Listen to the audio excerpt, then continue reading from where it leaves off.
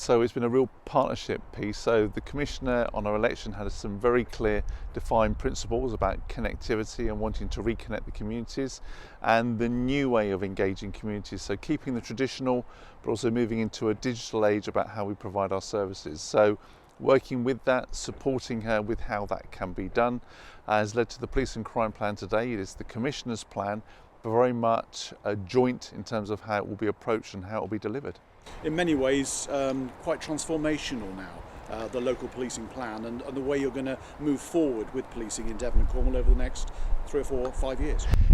It is indeed transformational, so it starts to put back a public need rather than being driven by austerity. The Commissioner has released reserves to invest in the estate, to invest in technology, but importantly to invest in officer numbers, the feet on the street that a lot of the communities have wanted, our response times, but also changing how we deliver our services, more online for those who wish to use online, but also saying what our promises are and our commitments are very explicitly. That's a very different approach to that which we've had so far.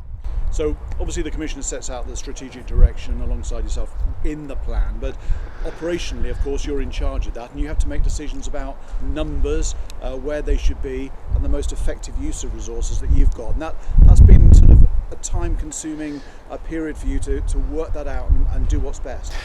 That's right, and it's the high level numbers, so the workforce mix. 81% of the budget is on people, and so realigning where those people are, the roles that they're in, the skills we need to train them in, the shift patterns that they're on, all those things have very much had to be taken into account to best deliver that police and crime plan within a budget. And a sustainable budget over the 4 years. So there's the immediate high level plan. Now we move into the detail of where our people are, what they do over the next year or two. And the headline figures of numbers for us are very much an increase of 100 police officers in local policing beyond that which we have today. So right now 100 more police officers in local policing. Some of those will be neighbourhood beat managers, some of them will be investigators, some of them will be firearms officers, but patrolling and policing local communities. 50 extra dedicated investigators managing local crime and 30 online record taking. So to release 60,000 hours of policing back onto the streets, we will do more record taking online over the phone, convenient to the public, convenient for officers, speeding up investigations. And this though will have an impact on the number of PCSOs you have over the next 3 or 4 years. Sadly it will, but PCSOs remain very much at the heart of neighbourhood policing. So over the 4 years, worst case scenario, we would go from 340 to 150. Now we will try and mitigate that as far as possible, but PCSOs will remain part of local policing, but we'll be putting them in those communities with the greatest need, the greatest deprivation, the greatest requirement for dedicated problem solving, and working with local communities on where those communities are over the next year or so. Finally, the PCC of course will hold you to account for delivery of the plan and that closer connectivity that she wants. How confident are you of delivering that?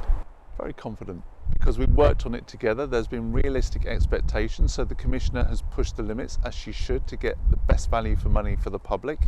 And similarly, I have said I have this operational requirement. So yes, connectivity comes in many guises, but also the Commissioner has recognised within her plan that I have to provide resources for counter-terrorism, for serious and organised crime, for summer policing. So there is a healthy tension of how we use those resources for connectivity, and we can surge them at the time of greatest need.